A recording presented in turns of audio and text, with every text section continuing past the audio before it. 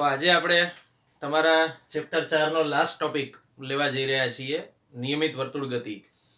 આપણે એવું જોઈ ગયા કે સમતલમાં ગતિ જુદા જુદા પ્રકારની હોઈ શકે છે. જેમ કે આપણે અચળ પ્રવેગી ગતિના સમીકરણો મેળવ્યા, પછી પ્રક્ષિપ્ત ગતિ હતી જે બે ગતિઓનું કોમ્બિનેશન છે. એવી જ એક ગતિ છે નિયમિત વર્તુળ ગતિ, અથવા નિયમિત વર્તુળાકાર ગતિ કે નિયમિત વર્તુળમય ગતિ, જે કહે બધું એક જ. પણ વર્તુળ ગતિની વ્યાખ્યા શું છે? પહેલા વહેલી તો વાત એ આવે છે અચળ ઝડપથી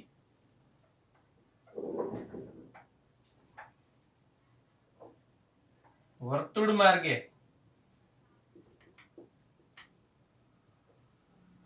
ગતિ કરતા પદાર્થની ગતિ એટલે નિયમિત વર્તુળ ગતિ.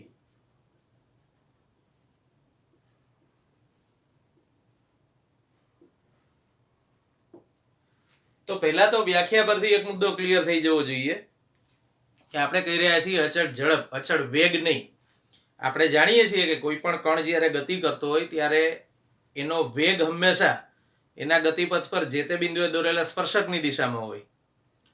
તો વેગની દિશા તો અહીંયા સતત બદલાતી રહે છે. મેં સરળતા ખાતર અડધું વર્તુળ દેખાડ્યું છે, આ બાજુ પણ આખું વર્તુળ તમે પૂરું કરી શકો આવી રીતે. આપણે આટલા જ પોર્શન પરથી આખો સ્ટડી લેવાનો છે એટલે મેં આટલું જ દેખાડેલું છે. તો એક કણ આના પરિઘ પર ગતિ કરી રહ્યો છે એવું કહી શકાય, અથવા વર્તુળ ગતિપથ પર ગતિ કરી રહ્યો છે એવું કહી શકાય. તો એની ઝડપ અચળ જળવાઈ રહે છે, અને ઝડપ એટલે વેગનું મૂલ્ય. એટલે કે વેગનું મૂલ્ય બદલાતું નથી, ફક્ત એની દિશા બદલાય છે. તો આપણે આવી ગતિ જ્યારે જોઈએ ત્યારે એને નિયમિત વર્તુળ ગતિ એવું નામ આપ્યું આપણે. તો હવે થોડું નિયમિત વર્તુળ ગતિ માટેનું મેથ્સ કરી લઈએ. સદિશ ત્રિકોણનો નિયમ આપણે શીખી ગયા છીએ સરવાળા માટે, એ પણ આપણે અહીંયા એપ્લાય કરીશું. ધારો કે હું વર્તુળાકાર ગતિપથ પર પદાર્થના બે સ્થાન વિચારું છું. પહેલું સ્થાન માની લો અહીંયા છે, પી બિંદુ પર કણ આ રીતે ગતિ કરી રહ્યો છે વર્તુળાકાર પથ પર. આ પી બિંદુનો કેન્દ્રને અનુલક્ષીને સ્થાન સદિશ ધારો કે આર છે. બીજું એક સ્થાન હું વિચારું છું અહીંયા, અને એ સ્થાનને મેં નામ આપ્યું પી ડેશ. એનો સ્થાન સદિશ આ વર્તુળના કેન્દ્રને અનુલક્ષીને આર ડેશ છે. તો સદિશ ત્રિકોણના નિયમ પરથી હું એવું કહી શકું કે આ રીતે જે આપણે એક સદિશ દોરીએ એ થાય ડેલ્ટા આર, એટલે કે સ્થાનાંતર સદિશ. જ્યારે તમને સ્થાનાંતર સદિશ મેં પહેલી વખત સમજાવ્યું ત્યારે તમને એવું કીધેલું કે સ્થાનાંતર સદિશ હંમેશા અંતિમ સ્થાન તરફ શીર્ષ આવે એવી રીતે દોરવાનો. આપણે જે બે સ્થાન વિચાર્યા એમાં પ્રારંભિક સ્થાન અહીંયા છે, અંતિમ સ્થાન અહીંયા છે. તો અહીંયાથી અહીંયા પહોંચે છે કણ, એટલે આ પ્રારંભિક સ્થાન આ અંતિમ સ્થાન છે. તો શીર્ષ જે તફાવતનો સદિશ છે, સ્થાનાંતરનો સદિશ છે, એ આ તરફ શીર્ષ આવે એવી રીતે દોરવાનો. કદાચ માની લો કે એક્ઝામ ટાઈમે આ દિશા યાદ ના રહે તો શું? તો આપણે એટલું જ યાદ રાખવાનું કે અહીંયા આર પ્લસ ડેલ્ટા આર કરો એટલે આર ડેશ મળે છે.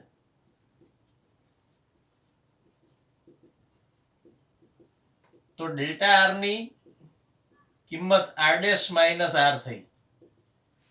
મતલબ કે અંતિમ સ્થાન તરફ આ દિશા મળશે ડેલ્ટા આર ની. તમે આવી રીતે પણ યાદ રાખી શકો કદાચ કન્ફ્યુઝન થતું હોય તો. બાકી ઇઝીએસ્ટ મેથડ મેં જે કીધી એ જ છે તમને, કે અંતિમ સ્થાન તરફ શીર્ષ રહે એવી રીતે સ્થાનાંતરનો સદિશ આવે. હવે આપણે બંને બિંદુઓ પાસે વેગનો હિસાબ કરીએ.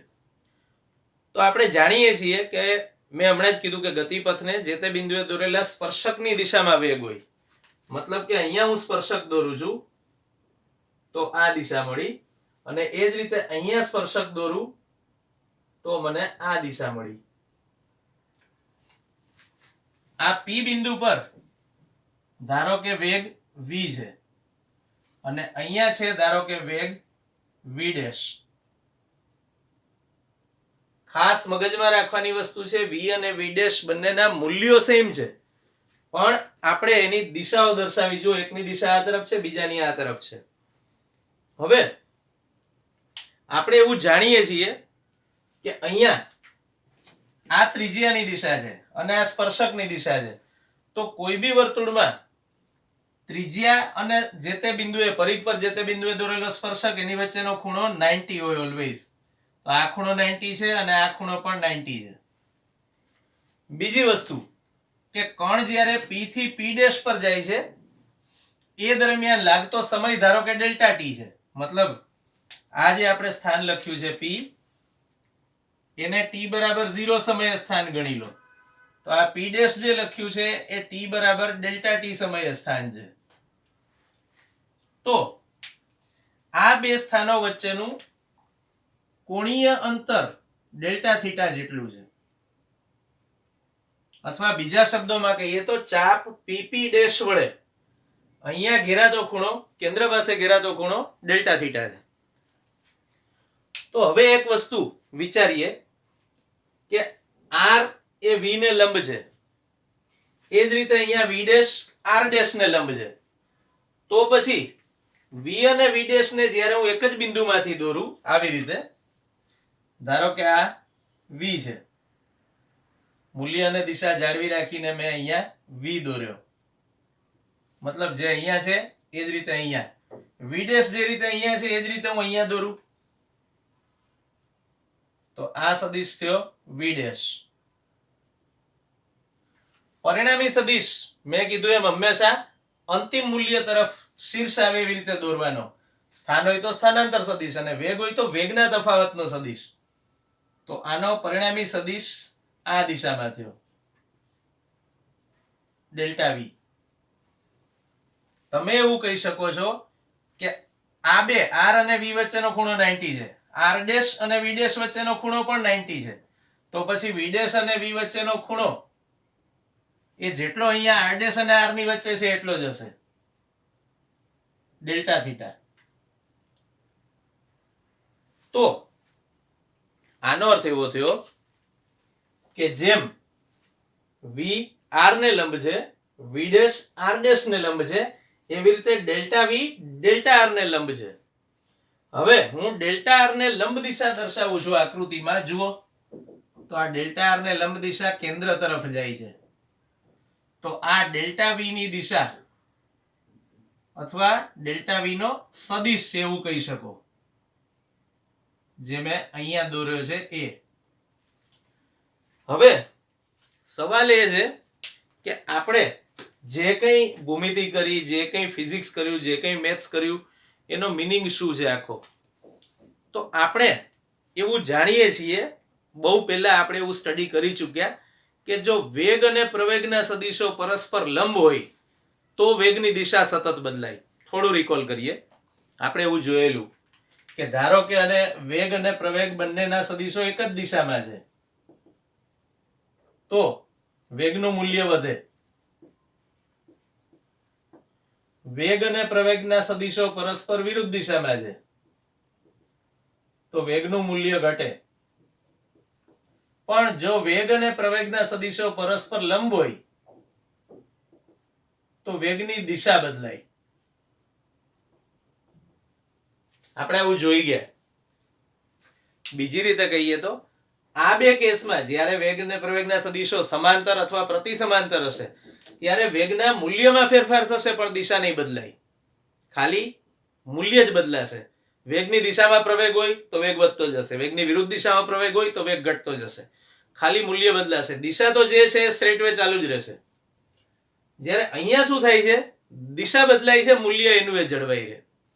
તો આપણે એવું કહી શકીએ કે આ ગતિમાં પણ જોઈ શકો છો કે વેગની દિશા સતત બદલાય છે. જો આમ જુઓ તો જે તે બિંદુએ સ્પર્શકની દિશામાં, પણ જે તે બિંદુએ દોરેલો સ્પર્શક એનો ખૂણો તો બદલાતો રહે ને આખા ગતિપથ પર. તો વેગની દિશા સતત બદલાતી રહે છે. મતલબ કે પ્રવેગ એ વેગને લંબરૂપે હોવો જોઈએ. તો કેન્દ્ર તરફની દિશામાં હોવો જોઈએ. ડેલ્ટા આર ને લંબરૂપે વેગનો તફાવત, અને વેગનો તફાવત જે દિશામાં હોય એ દિશામાં આપણને પ્રવેગ મળે. તો એ બરાબર આપણે સૂત્ર લખ્યું હતું delta V by delta T. તો આના પરથી એવું કહી શકાય, થોડું ધ્યાનથી સમજવાનું છે, ડેલ્ટા વી ની જ દિશામાં એ મળે તો ડેલ્ટા વી આપણને કેન્દ્ર તરફની દિશામાં મળ્યું, મતલબ કે પ્રવેગ પણ કેન્દ્ર તરફની દિશામાં મળશે. પણ જે અહીંયા વી અને વી ડેશ છે એ વી ને પણ લંબરૂપે પ્રવેગ મળ્યો અને વી ડેશ ને પણ લંબરૂપે પ્રવેગ મળ્યો. તો પ્રવેગની દિશા સતત કેન્દ્ર તરફની છે એટલે આપણે એને નામ આપ્યું કેન્દ્રગામી પ્રવેગ. હવે આ તો સરેરાશ પ્રવેગનું મૂલ્ય છે, સમજો.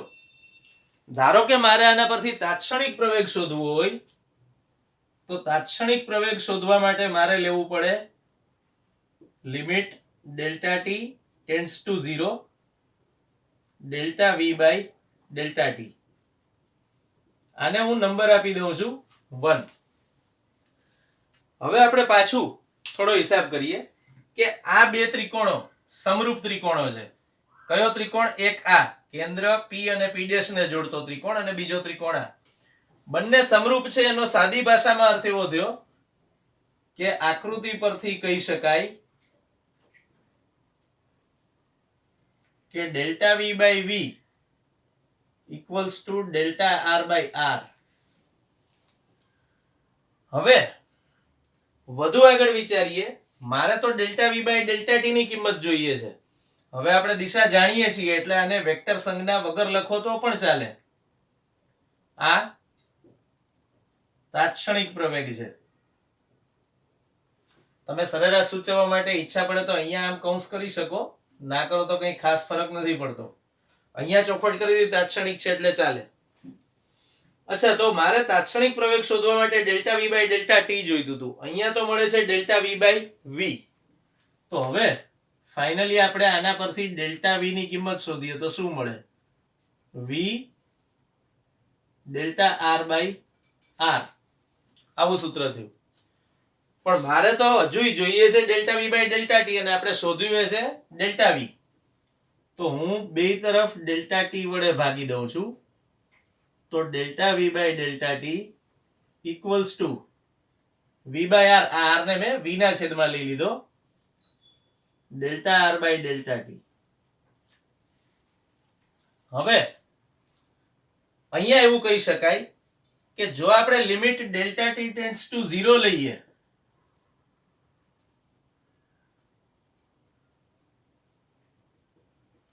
તો ડેલ્ટા ટી ટેન્ડ્સ ટુ 0 નો અર્થ એવો છે કે કણ જ્યારે અહીંથી અહીં પહોંચે છે એ પ્રમાણમાં મોટો સમય છે, પણ હું સમયગાળો સૂક્ષ્મ કરી દઉં તો કણે કદાચ આટલું જ અંતર કાપ્યું હશે, એથી સૂક્ષ્મ કરું તો આટલું જ અંતર કાપ્યું હશે. તો ધીમે ધીમે જેમ સમયગાળો સૂક્ષ્મ થાય એમાં અંતર ઘટતું જાય છે. તો એવા કિસ્સામાં જેમ જેમ અંતર ઘટતું જાય, હું નમૂના રૂપે એક વસ્તુ દેખાડું છું. ધારો કે મેં ડેલ્ટા ટી ટેન્ડ્સ ટુ 0 લીધો ત્યારે કણ અહીંયા છે, જે આ સ્થાન અહીંયા હતું એ અહીંયા આવી ગયું. તો હવે જુઓ, તમે એવું કહી શકો કે આ ડેલ્ટા આર જોડ્યો આવી રીતે અહીંયા, જેમ ડેલ્ટા આર માં અહીંયા દેખાડેલો P અને P' ને જોડતો, એવી રીતે અહીંયા પણ દેખાડ્યો આ બ્લેક લાઈન નાની. એ ડેલ્ટા આર નું મૂલ્ય લગભગ ચાપ જેટલું જ થઈ ગયું. તો આ એક બહુ અગત્યનો મુદ્દો છે કે delta R by delta T કરવાથી મને ફાઇનલી તો વેગનું જ મૂલ્ય મળશે. તો limit delta T tends to 0 માટે delta R by delta T બરાબર વી લેતા આપણને શું મળે? સમીકરણ 1 પરથી a બરાબર delta V by delta T ની કિંમત આ રહી વી બાય આર, અને delta R by delta t એટલે પણ વી. તો આપણને a ની કિંમત મળી વી સ્ક્વેર બાય આર, જે કેન્દ્રગામી પ્રવેગ છે. એટલે આપણે અહીંયા એવું દર્શાવવા માટે c મૂકીએ છીએ. C for centripetal. ઇંગ્લિશમાં કેન્દ્રગામી એટલે કેન્દ્ર તરફની દિશામાં, ઇંગ્લિશમાં એને સેન્ટ્રીપિટલ કહેવાય. તો આ કેન્દ્રગામી પ્રવેગનું આપણને સમીકરણ મળ્યું. પણ ઘણા બધા કેસમાં આપણે કેન્દ્રગામી બળની પણ જરૂર પડે છે. તો બળનું સૂત્ર હતું F બરાબર ma. તો આના પરથી આ જેમ કેન્દ્રગામી પ્રવેગ છે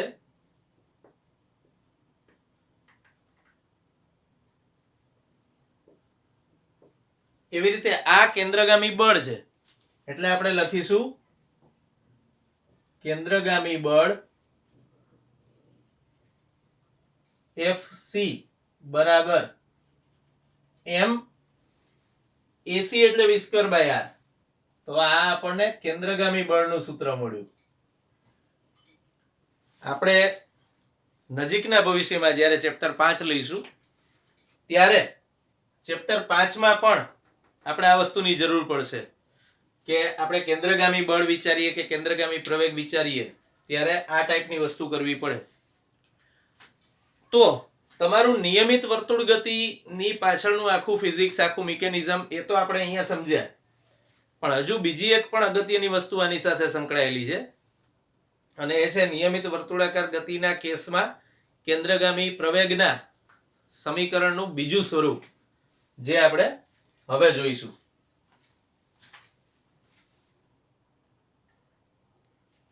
પણ એ જોતા પહેલા એક બાબત હજુ ખાસ સમજવાની છે. કેન્દ્રગામી પ્રવેગ અથવા કેન્દ્રગામી બળ ને દર્શાવતો સદિશ એનું મૂલ્ય અચળ જળવાઈ રહે છે. જો જેમ કે આ કેન્દ્રગામી પ્રવેગનો સદિશ છે તો v નું મૂલ્ય અચળ છે. r એટલે જે આપણે વર્તુળાકાર ગતિપથ વિચાર્યો એની ત્રિજ્યા છે. આ r ગણી લો કે r ડેશ ગણી લો, એનું મૂલ્ય બેયનું સરખું r. તો r છે એ ત્રિજ્યા અને v એ ઝડપ, બંનેના મૂલ્યો અચળ છે. તો કેન્દ્રગામી પ્રવેગ અચળ થયો. ઓબ્વિયસલી એ જ રીતે કેન્દ્રગામી બળ પણ અચળ થયું. m, v અને r ત્રણે અચળ છે. તો તમે એવું કહી શકો કે કેન્દ્રગામી બળ અથવા કેન્દ્રગામી પ્રવેગનું મૂલ્ય અચળ જળવાઈ રહે છે, પણ એને દર્શાવતા સદિશને અચળ સદિશ ન ગણી શકાય. બરાબર છે? આમ જુઓ તો દિશા એક જ જળવાઈ રહે છે સતત કેન્દ્ર તરફની, પણ કેન્દ્ર તરફની દિશા પોતે સતત બદલાય છે એનું શું? ધારો કે હું એમ કહું કે ભાઈ અત્યારે મારી સામે દિવાલ છે. બની શકે કે હું જ્યારે રોડ પર ઉભો રહું ત્યારે સ્ટેટમેન્ટ ખોટું હશે. હું રોડ પર એવી જગ્યાએ ઉભો છું જ્યાં મારી સામે દિવાલ નથી, તો મારું સ્ટેટમેન્ટ એક સંજોગોમાં સાચું હતું, જ્યારે હું કોઈ સ્ટ્રક્ચરની અંદર ઉભો હતો, કોઈ પ્રિમાઇસીસની અંદર ઉભો હતો, કોઈ બિલ્ડિંગ કન્સ્ટ્રક્ટેડ હતી એની અંદર ઉભો હતો, ત્યારે હું એમ કહેતો હતો કે મારી સામે દિવાલ છે. એ સંજોગોમાં એ વાક્ય સાચું હતું. રોડ પર પહોંચીને ખોટું પડી ગયું. તો અહીંયા એ મુદ્દો પણ આપણે યાદ રાખવાનો છે કે કેન્દ્રગામી પ્રવેગ અથવા કેન્દ્રગામી બળ દર્શાવતો સદિશ એની દિશા હંમેશા કેન્દ્ર તરફ હોય, સાચું, પણ કેન્દ્ર તરફની દિશા સતત બદલાતી રહે. જેમ કે અહીંયા કેન્દ્ર તરફની દિશા આ છે, હવે કણ અહીંયા પહોંચશે ત્યારે કેન્દ્ર તરફની દિશા આ થઈ જશે, અહીંયા પહોંચશે ત્યારે આમ થઈ જશે. તો પહેલો સદિશ તમે આમ દોર્યો, બીજો સદિશ તમે આમ દોર્યો, ત્રીજો સદિશ તમે આમ દોર્યો, તો તમે એને અચળ સદિશ ગણી શકતા નથી. હવે આપણે કેન્દ્રગામી પ્રવેગના બીજા સૂત્ર પર જઈએ.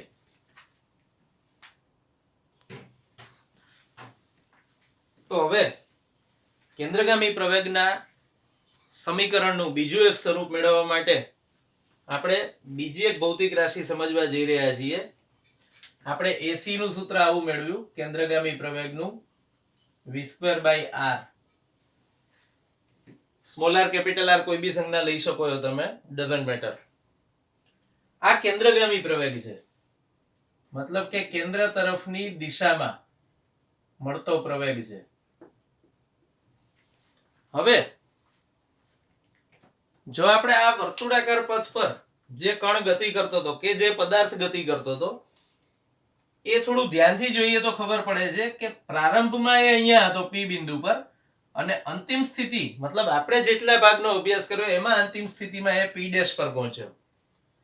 તો એ દરમિયાન એણે કરેલું કોણીય સ્થાનાંતર જો આટલું છે, આટલો ખૂણો ઘેરાયો ડેલ્ટા થીટા જેટલો, તો હું એવું કહી શકું કે જેમ રેખીય ઝડપ એટલે રેખીય સ્થાનાંતર ભાગ્યા સમય હતું, એવી રીતે કોણીય ઝડપ ઓમેગા બરાબર કોણીય સ્થાનાંતર ભાગ્યા સમય થાય. તો આ એક અગત્યની ભૌતિક રાશિ છે ઓમેગા કોણીય ઝડપ equals to delta theta by delta t. તમે જ્યારે ચેપ્ટર 7 ભણશો ચાક ગતિ ત્યારે એમાં આ સમીકરણનું તમારે કામ પડશે. રેખીય વેગ અને કોણીય વેગ વચ્ચેનો સંબંધ દર્શાવતું સૂત્ર તમારે એમાં આવશે. તો હવે કોણીય ઝડપ ઓમેગા બરાબર delta theta by delta t છે, પણ રેખીય ઝડપ નું સૂત્ર v બરાબર ધારો કે ડેલ્ટા s આપણે કહી દઈએ રેખીય અંતરને. મતલબ કણ જ્યારે અહીંથી અહીં પહોંચે ત્યારે એને કાપેલું રેખીય અંતર ડેલ્ટા s છે. તો ડેલ્ટા s બરાબર ખરેખર શું છે? રેખીય અંતર મતલબ સુરેખ પથ પર કપાયેલું અંતર. તો ડેલ્ટા s બરાબર આ ચાપની લંબાઈ, આટલું અંતર એને કાપ્યું p થી p' સુધીનું, એટલે કે ચાપ pp' ની લંબાઈ. તો એ મળશે r, કારણ ત્રિજ્યા r છે અને ખૂણો ડેલ્ટા થીટા. તો જે સૂત્ર ભણ્યા હતા ખૂણો બરાબર ચાપ ભાગ્યા ત્રિજ્યા, એના પરથી ચાપ બરાબર ત્રિજ્યા ગુણ્યા ખૂણો એવું લખી શકાય. તો ડેલ્ટા s બરાબર r ડેલ્ટા થીટા લેતા v બરાબર મળ્યું r delta theta by delta T, અને delta theta by delta T ની કિંમત ઓમેગા છે. તો v બરાબર મળ્યું r ઓમેગા. આપણે આને 1 નંબર આપી દઈએ, આને 2 આપી દઈએ, ને અહીંયા લખવાનું 2 પરથી ડેલ્ટા થીટા ની કિંમત લીધી. તો આ મળ્યું સમીકરણ 3. હવે 3 એ v ની કિંમત છે, અને v ની આ કિંમત આપણે 1 માં મૂકીએ તો 3 ને સમીકરણ 1 માં મૂકતા શું મળે છે? AC ઇક્વલ્સ ટુ v એટલે r ઓમેગા, અહીંયા સ્ક્વેર કરીને મૂકવાનો છે એટલે r square omega square upon r. આ એક r કેન્સલ થઈ ગયો, તો આપણને કેન્દ્રગામી પ્રવેગનું બીજું એક સૂત્ર મળ્યું ઓમેગા સ્ક્વેર r, જે કોણીય ઝડપ સાથે કેન્દ્રગામી પ્રવેગનો સંબંધ દર્શાવતું સમીકરણ છે. આ રેખીય ઝડપ સાથે સંબંધ દર્શાવતું સમીકરણ હતું, અને આ કોણીય ઝડપ સાથે સંબંધ દર્શાવતું સમીકરણ છે. બીજી પણ એક વસ્તુ ખરી કે કોણીય ઝડપના બદલે તમે એને કોણીય આવૃત્તિ વિચારો. પહેલા તો આવૃત્તિની વ્યાખ્યા શું છે? તો કે એકમ સમયમાં થતા દોલનો પરિભ્રમણની સંખ્યા એટલે આવૃત્તિ. એકમ સમયમાં કણ ધારો કે અહીંથી ગતિ શરૂ કરે છે, તો એકમ સમયમાં 1, 2 અને 3 રાઉન્ડ મારે તો એની આવૃત્તિ 3 સેકન્ડ ઇન્વર્સ અથવા 3 રેવોલ્યુશન્સ પર સેકન્ડ છે એવું કહેવાય. એને આપણે નામ આપ્યું આવૃત્તિ. તો આવૃત્તિ એને જ્યારે તમે 2π વડે ગુણાવો સાદી આવૃત્તિને, ત્યારે તમને જે મળે એને કોણીય આવૃત્તિ કહેવાય. બીજી રીતે સમજવું હોય તો એક પરિભ્રમણ દરમિયાન 2π રેડિયન જેટલું અંતર કપાય છે, તો ન્યુ જેટલા પરિભ્રમણ માટે કેટલું અંતર કપાય? આવૃત્તિ જેટલા પરિભ્રમણ થયા એના માટે કેટલું? તો 2π ન્યુ. આમાં 2π નો એકમ રેડિયન છે અને ન્યુ નો એકમ સેકન્ડ ઇન્વર્સ છે. તો 2π ન્યુ નો એકમ રેડિયન પર સેકન્ડ છે, અને ઓમેગા બરાબર 2π ન્યુ જો તમે આમાં મૂકી દો તો શું મળે? આ સમીકરણ પરથી જ્યારે આ કિંમત લઈ લો ત્યારે મળે AC બરાબર ઓમેગા નો સ્ક્વેર એટલે 4π square nu square into r. તમે આવું પણ લખી શકો છો. અને ન્યુ એટલે 1/, આવર્તકાળ એવું જાણીએ છીએ આપણે સૂત્ર આવૃત્તિનું. તો 1/, આવર્તકાળ લઈ લો તો 4π square r by t square આવું પણ કહી શકો. તો ફરીથી એકવાર આપણને કેન્દ્રગામી પ્રવેગ શોધવાના બીજા 2 સૂત્રો મળ્યા. ટોટલ 4 સૂત્રો થયા. પહેલું રેખીય વેગના પદમાં, બીજું કોણીય વેગના પદમાં, ત્રીજું આવૃત્તિના પદમાં, અને ચોથું આવર્તકાળના પદમાં. તો આપણે ટોટલ કેન્દ્રગામી પ્રવેગના 4 સૂત્રો શોધ્યા, અને ચારે ચાર જુદા જુદા કિસ્સામાં જુદી જુદી જગ્યાએ આપણા માટે યુઝફુલ છે.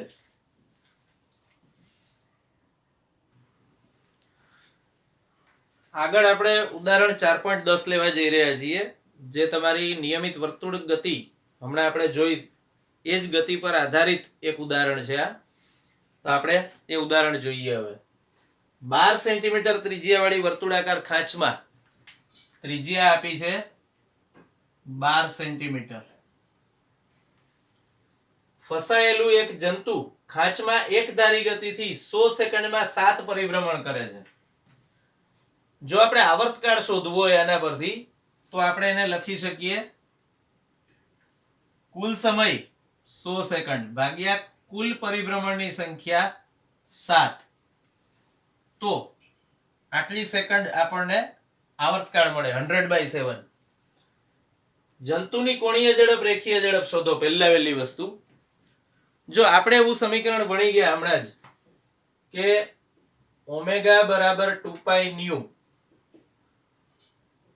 હવે ન્યુ એટલે આવૃત્તિ છે અને આવૃત્તિ એટલે 2π/t. તો ઓમેગાને તમે આ સ્વરૂપમાં પણ લખી શકો છો. ખાસ યાદ રાખવાના ઓમેગાના બંને સ્વરૂપો ફ્રીક્વન્ટલી 11th 12th બંને જગ્યાએ તમારે આ બંને સૂત્રો વાપરવાના આવશે ઘણી બધી વાર. તો હવે પેલા કોણીય ઝડપ ઓમેગા બરાબર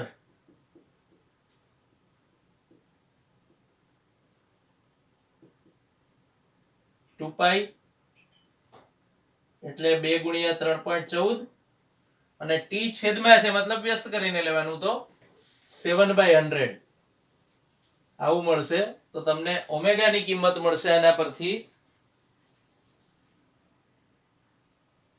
0.44 એકમ રેડિયન પર સેકન્ડ. હમણાં જ મેં સમજાવ્યું તમને. તો આ પહેલું તો કોણીય ઝડપ મળી ગઈ. હવે બીજી વસ્તુ આપણને પૂછી છે રેખીય ઝડપ. તો રેખીય ઝડપનું સૂત્ર, કોણીય ઝડપ રેખીય ઝડપ વચ્ચે સંબંધ દર્શાવતું સમીકરણ જોઈ ગયા. v બરાબર ઓમેગા r.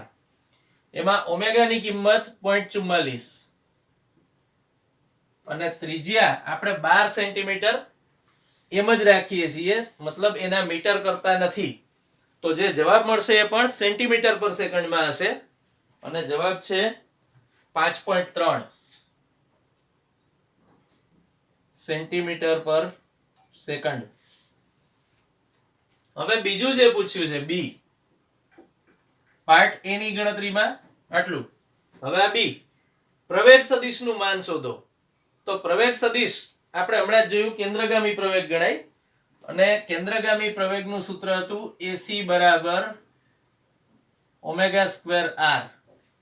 ઓમેગાની કિંમત 0.44 લઈ લો, એનો સ્ક્વેર અને r એટલે 12. તો તમને AC કેન્દ્રગામી પ્રવેગની કિંમત મળશે 2.3. ફરીથી એકવાર આ આપણે સેન્ટીમીટર એમને એમ રાખ્યા છે એટલે આ મૂલ્ય પણ સેન્ટીમીટર પર સેકન્ડ સ્ક્વેરમાં મળશે.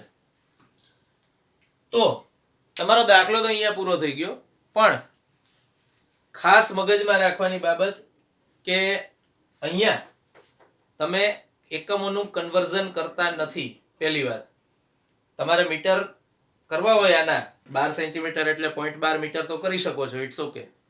બે કેસમાં તમારો જવાબ સાચો જ ગણાય એમ. અહીંયા પછી જવાબ 5.3 નહીં આવે, દેખીતી વાત છે. એ જ રીતે અહીંયા જવાબ 2.3 નહીં આવે, સેન્ટીમીટરના બદલે મીટર કરો એટલે. તો તમારા જવાબો બદલાશે પણ તમારો દાખલો ખોટો ના ગણાય. મતલબ ડઝન્ટ મીન કે તમને ચોપડીમાં સેન્ટીમીટર આપ્યું હોય તો તમે સેન્ટીમીટર એમને એમ રાખો, બિલકુલ નહીં. તમને ઈચ્છા પડે તો તમે સેન્ટીમીટરના મીટર કરી શકો છો, ચાલે, કોઈ જ માર્ક્સ ના કપાય એમાં. અને બીજી વસ્તુ કે આ દાખલો જો પૂછવો હોય તો જરૂરી નથી કે તમને 3 માર્કમાં આ બે વસ્તુ પૂછાય. બની શકે કે 2 માર્કમાં બે વસ્તુ પૂછાય, બની શકે 4 માર્કમાં આ બે વસ્તુ પૂછાય. ડિપેન્ડ્સ. પેપર સેટર જે રીતે નક્કી કરે એ રીતે વેઇટેજ એલોટ કરી શકે છે દાખલાને. એના પર કોઈ રિસ્ટ્રિક્શન નથી. એટલે દાખલો સહેલો હોય તો 2 માર્કમાં આવે અને અઘરો હોય તો 3 માર્કમાં કે 4 માર્કમાં જ આવે, એવું કોઈ જ ગણિત અહીંયા ચાલતું નથી. એટલે એ વસ્તુ ખાસ મગજમાં રાખવાની કે જે તે દાખલાની કેટલી માર્ક વેલ્યુ રાખવી, કેટલા માર્ક્સની એની વેલ્યુ રાખવી એ જે તે પેપર સેટર નક્કી કરતો હોય છે. એટલે આ એક મુદ્દો ખાસ દરેક દાખલા માટે, ખાલી આના માટે નહીં, યાદ રાખવાની છે. દાખલો 17 અને દાખલો 19. પહેલા બંને ઓબ્વિયસલી આપણે નિયમિત વર્તુળ ગતિ ભણ્યા હમણાં, એના પર જ આધારિત છે. ફરીથી એકવાર 17મો દાખલો પહેલા લઈએ. 80 સેન્ટીમીટર લાંબા દોરડાના ત્રિજ્યાનું માપ તમને આપ્યું છે 80 સેન્ટીમીટર. r બરાબર 80 સેન્ટીમીટર લાંબા દોરડાના છેડે પથ્થર બાંધીને તેને સમક્ષિતિજ સમતલમાં અચળ ઝડપથી વર્તુળાકારે ફેરવતા તે 25 સેકન્ડમાં 14 પરિભ્રમણ પૂરા કરતો હોય તો તેના પ્રવેગનું માન અને દિશા શોધો. જો પેલી વસ્તુ પ્રવેગનું સૂત્ર આપણે જાણીએ છીએ, AC બરાબર ઓમેગા સ્ક્વેર r. કારણ કે આ વર્તુળમય ગતિ છે અથવા નિયમિત વર્તુળ ગતિ છે, જે ગણવે એક્ચ્યુઅલી શું છે, એક દોરડું લીધું આપણે આ રીતે. ધારો કે આ દોરડું છે. હવે આ દોરડાના છેડે એક પથ્થર બાંધ્યો અને પછી એને આ વર્તુળ ગતિપથ પર આપણે સમક્ષિતિજ સમતલમાં ફેરવ્યો, તો જોઈ શકો છો કે નિયમિત વર્તુળ ગતિ છે. હવે AC બરાબર ઓમેગા સ્ક્વેર r, એમાં r ની કિંમત 80 સેન્ટીમીટર આપી છે. એના પહેલા તો મીટર કરી નાખીએ તો મળશે 0.8 મીટર. હવે ઓમેગા કોણીય ઝડપ તમને સીધે સીધી નથી આપી, પણ ઓમેગા બરાબર delta theta by delta t કરીને આપણે શોધી શકીએ છીએ. હમણાં આપણે જે જોયું એ મુજબ ડેલ્ટા થીટા શું છે, કોણીય સ્થાનાંતર છે. તો ટોટલ કેટલા પરિભ્રમણ? 14 પરિભ્રમણ. હવે એક પરિભ્રમણ એટલે 2π રેડિયન થાય. એક પરિભ્રમણ બરાબર 2π રેડિયન. તો અહીંયા તમને આપ્યું છે 14 પરિભ્રમણ. એના કેટલા? તો ટોટલ 28 પાઈ રેડિયન ભાગ્યા ડેલ્ટા ટી એટલે 25 સેકન્ડ સમયગાળો. તો હવે જ્યારે આપણે આને સાદુરૂપ આપીશું તો તમને મળશે 3.516